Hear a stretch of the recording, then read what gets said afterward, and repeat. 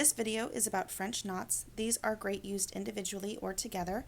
Here I have a series of French knots separated by spaces. You can also connect them with a short stitch before you place the knot. Here I have simply gathered dozens and dozens of French knots within a shape to fill it in and provide some shading. You can also take stitches of various lengths before you take the knot down into the fabric. So you can create little stamens for flowers or sunbeams.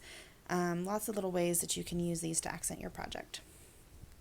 Working a French knot may take a little bit of practice. You bring your thread to the right side of your fabric. You're going to wrap the needle 2 to 3 times. I usually do 3 for an average size knot. And then you're going to take it back down very close to where you came up. And you're going to hold the tension with your fingers on those threads that are wrapped as you pull the needle through. And as that loop closes, it's going to secure the knot. So you can let go right as it's going back through the fabric. This is where a milliner's needle comes in handy, because this needle is the same width from top to bottom. It doesn't get thicker at the eye, so it's much easier to pull through those wrapped threads. So again, 1, 2, 3 wraps, and back down just a couple stitches away from where you started.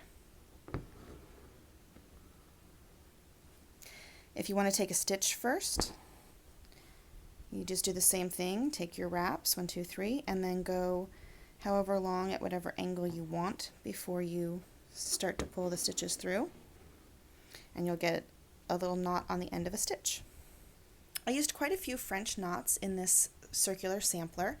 They're in various shades of yellow here, in a chunky pearl cotton here.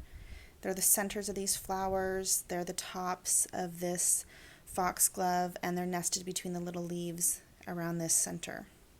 On the alphabet sampler, I've used them to fill in this W, and I've also used them as tiny little roses or flowers in this R.